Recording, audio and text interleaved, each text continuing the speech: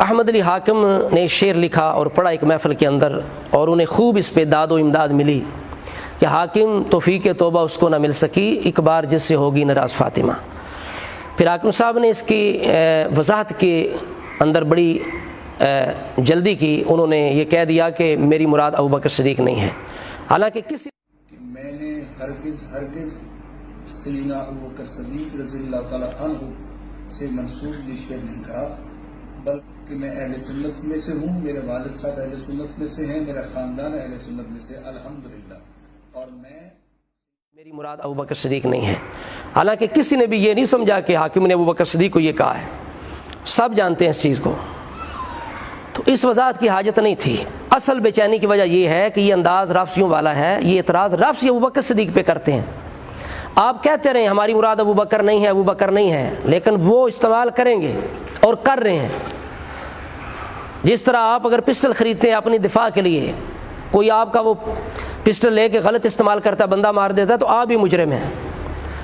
تو یہ آپ نے رافضیوں کو تبرے کا سامان مہیا کیا ہے، یہ انداز اہل سنت کا نہیں ہے۔ اہل سنت کے جس طرح اہل سنت اور رافضیوں کے عقیدے میں فرق ہے، اس طرح ذکر اہل بیت میں بھی فرق ہے، محبت اہل بیت میں بھی فرق ہے۔ ہمارے جو شعراء ہیں انہیں بھی تربیت کی ضرورت ہے، بنیادی عقائد سمجھنے کی ضرورت ہے، اہل سنت کا انداز جاننے کی ضرورت ہے۔ اہل سنت کا اپنا انداز ہے ذکر اہل بیت کا، رافضیوں کا اپنا انداز ہے۔ ہمارے لیے کھلی چھٹی نہیں ہے، یہ ان کا انداز ہے رافضیوں کا۔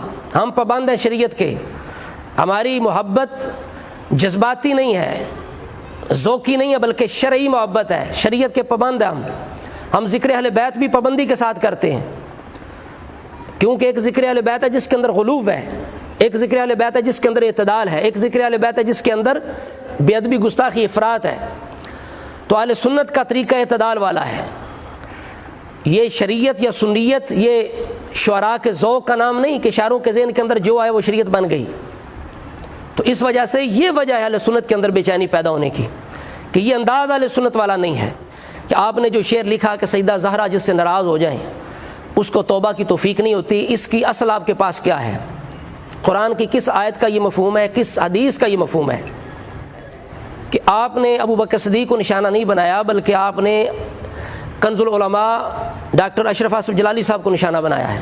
ہم آپ سے یہ پوچھتے ہیں کہ آپ کے پاس کدھر سے یہ پیغام آ گیا، کدھر سے یہ اطلاع آئی، کدھر سے یہ خبر آئی کہ سیدہ زہرا جلالی صاحب سے ناراض ہو گئی ہیں؟ آپ یہ بتائیں، آپ کے پاس کہاں سے یہ خبر آئی ہے؟ آپ کو کس نے بتایا کہ سیدہ زہرا ناراض ہیں؟ ہو سکتا ہے سیدہ زہرا ان سے ناراض ہوں کہ جو سیدہ زہرا کا نام لکھ کے نیچے گالیاں دیتے ہیں، گانے گنگناتے ہیں، شاید ان سے ناراض ہو گئی ہوں سیدہ زہرا کہ میرا نام لکھ کے نیچے بے ادبی کرتے ہیں۔ تو آپ کے پاس یہ خبر کہاں سے پہنچی کہ جلالی صاحب سے ناراض ہوگی سیدہ زہرا؟ یہ ہے کہ یہ قاعدہ کلیہ اصول کہاں سے آپ نے پڑھا ہے کہ کسی کی ناراضگی جو ہے محض ناراضگی، مطلق ناراضگی، وہ بھی مضر ہوتی ہے؟ یہ کہاں سے آپ نے پڑھا ہے؟ ناراضگی تو انبیاء کرام کے درمیان بھی ہوئی ہے، حضرت موسیٰ ہارون کے بارے میں قرآن مجید کے اندر ہے، اہل بیت کے اندر ناراضگیاں ہوئی ہیں، اصحاب رسول کے اندر ناراضگی ہوئی ہیں، حضرت علی مرتضیٰ شیر خدا حضرت عباس کے درمیان ناراضگی ہوئی ہے، حضرت علی حضرت عقیل ان کے بھائی کے درمیان ناراضگی ہوئی ہے، حضرت علی سیدہ زہرا کے درمیان ناراضگی ہوئی ہے، ناراضگیاں تو ہوئی ہیں۔ آپ کو یہ کس نے بتایا؟ کہاں سے آپ نے یہ اصول اور قاعدہ کلیہ لیا ہے کہ ہر ناراضگی جو ہے وہ مضر ہوتی ہے؟ اب بخاری شریف کے اندر لکھا ہے کہ سیدہ زہرا ناراض ہو گئیں، لیکن علماء کیا جواب دیتے ہیں؟ آپ شاید ہماری بات نہ مانیں، ڈاکٹر طاہر القادری صاحب کی مان لیں، وہ بھی کہتے ہیں کہ یہ بشری تقاضا تھا۔ جب سیدنا صدیق اکبر کے پاس آئیں تو انہوں نے آقا علیہ السلام کی وہ حدیث سنا دی، اور بعد میں کئی اور صحابہ نے اس کی تائید کر دی کہ آقا علیہ السلام نے یہ فرمایا تھا کہ ہماری مال میں کوئی وراثت نہیں ہوتی۔ اور اب یہ حدیث میں آپ کو آگے چل کے بتاؤں گا کہ کس لیے غادبت کی بات غلط ہے۔ تو جب یہ بات سنی تو ایک طبیعت میں رنج کا یا ملال کا آ جانا یا ایک تعجب کا آ جانا ایک فطری امر ہے، فطری امر ہے ایک ملال کا آ جانا۔ یعنی بشری تقاضے سے بھی بندہ ناراض ہو سکتا ہے، وہ اگلے کے لیے مضر نہیں ہوتی۔ سیدہ زہرا کی ناراضگی ابوبکر صدیق کے ساتھ پہلے تو ہم کہتے ہیں کہ یہ مدرج ہے، یہ راوی کی اپنی بات ہے، سیدہ زہرا کی زبان سے قطعاً کہیں یہ نہیں لکھا کہ میں ابوبکر صدیق سے ناراض ہوں۔ اگر یہ مان بھی لی جائے تو محض ناراضگی مضر نہیں ہوتی، اس لیے کہ ابوبکر صدیق نے کوئی ایسا کام کیا ہی نہیں، انہوں نے رسول اللہ کی سنت پہ عمل کیا ہے، اسی سنت پہ مولا علی شیر خدا نے اپنے دور کے اندر عمل کیا ہے۔ رافضیوں کی کتاب شرح ابن میثم کے اندر لکھا ہے، تلخیص الشافی کے اندر لکھا ہے کہ حضرت علی کہتے ہیں مجھے شرم آتی ہے ابو بکر عمر کی سنت کو میں تبدیل کروں فدق کے مسئلے کے اندر۔ تو محض ناراضگی مضر ہوتی نہیں، آپ نے یہ کہاں سے پڑھا کہ ناراض کو ہو جائے؟ تو وہ بالکل ہر ناراضگی جو ہے وہ اگلے کے لیے مضر ہوتی ہے۔ ایک بار جس سے ہو جائے ناراض فاطمہ، یہ قاعدہ کلیہ اصول کہاں سے آپ نے لیا؟ یہ شریعت، یہ سنیت آپ کے ذوق کا نام نہیں ہے، آپ کی طبیعت کا نام نہیں ہے، آپ کے جذبات کا نام نہیں ہے۔ خدا کے لیے اہل سنت کو تباہ نہ کریں۔ پھر حاکم صاحب کہتے ہیں میں اہل سنت ہوں، آپ کون سے جناب اہل سنت ہیں؟ اہل سنت کے اندر تو وہ لوگ بھی موجود ہیں جو حضرت معاویہ کی شدید توہین کرتے ہیں، کہتے ہیں ہم اہل سنت ہیں، حضرت ابو سفیان کی توہین کرتے ہیں، ہم کہتے ہیں ہم اہل سنت ہیں، اما عائشہ پاک کی توہین کرتے ہیں، کہتے ہیں ہم اہل سنت ہیں، ابو بکر صدیق کی افضلیت کے منکر ہیں، کہتے ہیں ہم اہل سنت ہیں، اہل بیت کو معصوم کہتے ہیں، سیدہ زہرا پاک کو معصومہ کہتے ہیں ہم اہل سنت ہیں، کہتے ہیں ان سے خطا اتحادی بھی نہیں ہو سکتی، مطلق خطا کے انکار کر دیتے ہیں، کہتے ہیں ہم اہل سنت ہیں۔ آپ کون سے اہل سنت ہیں؟ اہل سنت جو ہیں ان کے نظریے کے اندر ابو بکر صدیق کی شان سب سے بلند ہے، پھر عمر، پھر عثمان، پھر حضرت علی المرتضیٰ شیر خدا کی۔ آپ نے ابو بکر صدیق کی شان کے اندر کتنی منقبتیں پڑھی آج تک بتائیے؟ حضرت عمر فاروق کی شان میں کتنی منقبتیں پڑھی ہیں؟ حضرت عثمان غنی کی شان میں کتنی منقبتیں پڑھی ہیں؟ اما عائشہ پاک کی شان میں کتنی منقبتیں پڑھی ہیں؟ حضرت معاویہ کی شان میں آپ نے کب منقبت لکھی ہے؟ کوئی شعر لکھا ہے؟ اہل سنت کے نظریے کے اندر حضرت معاویہ بھی حضور کے عظیم جلیل القدر صحابی ہیں، قابل تعریف ہیں، تمام بزرگ ان کی تعریف کرتے رہے، محدثین نے ان کی شان میں روایتیں نقل کی، اولیاء کرام یہ قریب کے اولیاء، پیر میل شاہ صاحب ان کی تعریف کرتے ہیں، داتا صاحب ان کی تعریف کرتے ہیں۔ آپ نے کبھی ان کی تعریف کی؟ حضرت معاویہ کی شان میں کوئی منقبت آپ کی ہو؟ خلفائے ثلاثہ کی شان میں آپ نے کتنے منقبتیں لکھی؟ تو آپ کون سے اہل سنت ہیں؟ اہل سنت کہلوانے والے چونکہ وہ لوگ بھی ہیں جن کے عقیدے رافضیوں سے ملتے ہیں، وہ کہتے ہیں ہم اہل سنت ہیں۔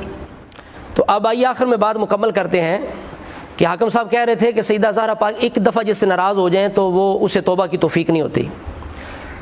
تو ہم بتائیں آپ کو، یہ بخاری شریف ہے، یہ 441 نمبر حدیث ہے اس کی، یہ وہی حدیث ہے جس حدیث کی وجہ سے مولا علی شیر خدا کا لقب بو تراب ہے، مٹی والا، یہ وہ حدیث ہے۔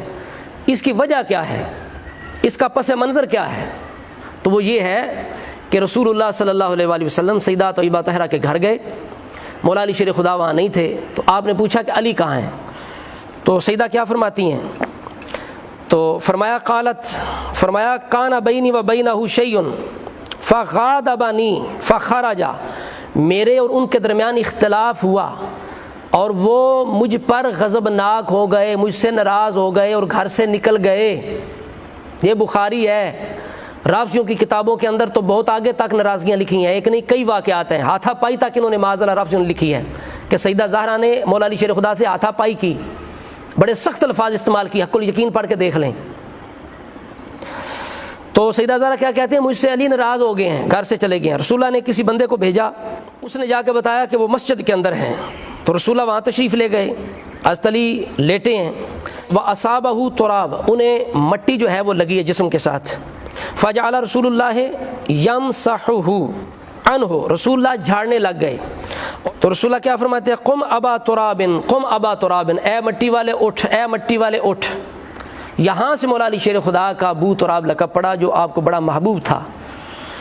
تو یہ اس کی وجہ پس منظر کیا ہے کہ مولا علی شیر خدا سیدہ زہرا سے ناراض ہو کے آ گئے۔ اب بتائیں، اب اس ناراضگی کے بارے میں آپ کیا کہیں گے؟ آپ نے تو اصول یہ کر دیا نا، ایک بار جس سے ہو جائے ناراض فاطمہ، تو یہ بالکل آپ کا شعر فضول ہے، بے اصل ہے، عقیدہ اہل سنت کے خلاف ہے، قرآن و سنت کے خلاف ہے، اور یہ رافضیوں کے لیے معاذ اللہ ابو بکر صدیق کے لیے تبرے کا سامان آپ نے مہیا کیا۔ لہٰذا ہم اخلاص کے ساتھ آپ کو یہ مشورہ دے رہے ہیں کہ یہ شعر بالکل صحیح نہیں ہے، غلط ہے، بے اصل ہے، تو لہٰذا اس سے رجوع کرنا، توبہ کرنا یہ بہت ضروری ہے تاکہ رافضی اس کو غلط استعمال نہ کریں اور اہل سنت کے اندر جو بے چینی ہے وہ ختم ہو جائے۔ یہ آپ کی ذمہ داری ہے۔ اگر آپ کہتے ہیں میں اہل سنت ہوں تو پھر اہل سنت کے جو اصول ہیں اس کو سمجھیں، اہل سنت کا عقیدہ سمجھیں، رافضیوں کے عقیدے سمجھیں، اور رافضیوں کے انداز سے ہٹ کے ذکر اہل بیت کیا کریں تاکہ ہمیں بھی تسلی ہو، یقین ہو کہ واقعی آپ اہل سنت ہیں۔ اللہ رب العزت ہم سب کو اہل سنت کا جو صحیح اور اصلی طریقہ ہے اس پہ چلنے کی توفیق عطا فرمائے، اسی پہ قائم رکھے اور اسی پہ ہمیں موت نصیب فرمائے۔